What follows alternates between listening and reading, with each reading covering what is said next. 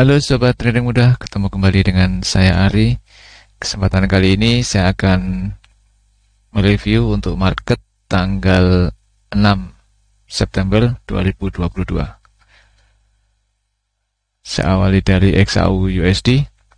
Untuk XAU USD kemarin tanggal 6 kita tidak ada transaksi sama sekali karena kebetulan harga tidak mencapai breakout baik itu di area resisten dan support. Memang sempat terjadi breakout support, namun candle yang terjadi breakoutnya adalah candle panjang, terindikasi terjadi efek dari data, jadi kita abaikan untuk entry. Di samping itu juga sudah berada di market sesi akhir, jadi saya biasanya menghindari untuk entry di akhir sesi dari market. Lebih baik kita tunggu besok untuk melihat tren yang terjadi besok. Lanjut untuk Euro USD, kemarin juga sempat terjadi breakout namun tidak tervalidasi untuk bisa diikuti dengan entry. Jadi kalau kita lihat, ini adalah sempat terjadi candle validasi breakout. Namun di candle ini kalau kita tarik garis lurus tidak tervalidasi oleh RSI, memang menuju ke area overbought, namun untuk ADX masih berada di bawah garis 25 dengan tren yang mendatar. Jadi ini kemarin saya abaikan.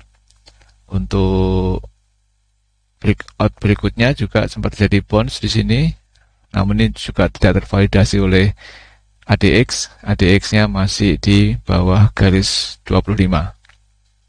Jadi tetap kita abaikan. Kemudian untuk GBP USD kemarin sempat terjadi breakout untuk di area resisten. Resisten pertama breakoutnya terlalu panjang, jadi candle validasinya sudah berada di atas, mendekati garis resisten kedua. Kemudian terjadi breakout lagi untuk area resisten kedua. Nah, disinilah yang kemarin kita ikuti dengan buy. Jadi sempat saya share juga untuk entry signal yang di area resisten kedua. Dan ini kalau kita tarik garis lurus tervalidasi oleh RSI yang berada di area overbought. Kemudian ADX trennya juga sangat bagus, meningkat drastis di atas garis 25. Maka bisa diikuti dengan buy. Dan target TP sebesar ATR kemarin di 200 pip tercapai karena di sini naiknya sempat sampai 300 pip lebih. Jadi walaupun terjadi turun, namun kita sudah sempat tercapai TP sebelumnya. Berikut untuk New Zealand USD kemarin juga untuk breakoutnya tidak tervalidasi untuk bisa diikuti entry.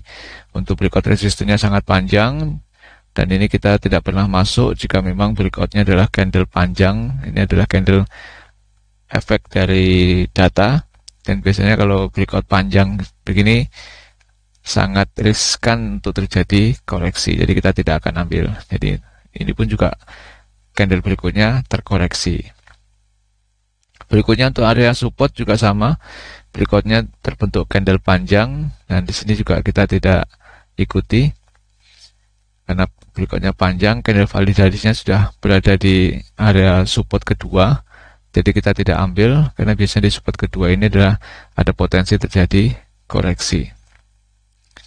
Kemudian untuk Audi USD kemarin juga terjadi breakout untuk di area resisten.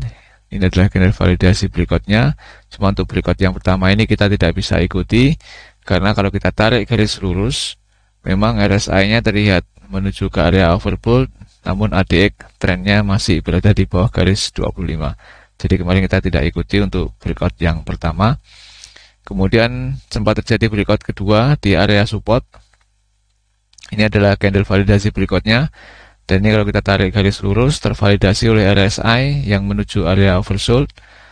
Momentum MACD juga berada di bawah garis 0 dengan tren yang meningkat, dan ADX juga trennya meningkat di atas garis 25. Maka di sini kita bisa kemarin ikuti dengan sell. Sempat terjadi koreksi, namun koreksi ini masih belum tersentuh stop loss karena stop kita pasang di area EMA 21 atau 1,5 kali dari besaran ATR. Jadi kemarin belum sempat tersentuh stop, harga berbalik turun dan tercapai TP. Untuk USD JPY kemarin juga terjadi breakout untuk di area resisten kedua. Jadi kemarin sempat terjadi breakout resisten pertama, cuma breakoutnya panjang, jadi kita tidak ambil. Kita tunggu di breakout kedua, di resisten kedua, kita ikuti dengan buy dan target TP pun kemarin tercapai. Panjang naiknya ini, jadi kalau kemarin ada yang mengikuti tanpa TP atau trailing stop, pasti akan dapat lebih maksimal. Lanjut ke USD Swiss, kemarin USD Swiss open langsung gap ke bawah, di bawah garis support. Dan ini kemarin sempat kita ikuti sell dan target TP pun tercapai. Kemudian sempat terjadi bounce di sini. Nah, ini kemarin untuk bounce-nya kita tidak ikuti.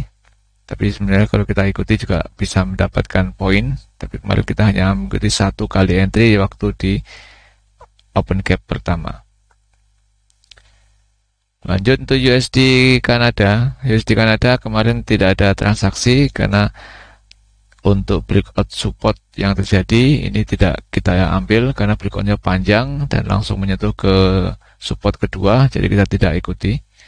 Dan untuk koreksinya atau bounce-nya pun juga kita tidak bisa ambil karena ADX berada di bawah garis 25.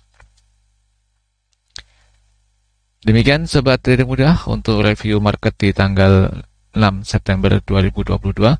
Semoga ini bisa membawa inspirasi teman-teman untuk cara trading yang mudah dan juga menghasilkan. Jangan lupa jika video ini bermanfaat, like video saya, share ke teman-teman Anda, subscribe dan aktifkan lonceng agar Anda tidak tertinggal di video saya berikutnya. Semoga bermanfaat. Salam trading mudah.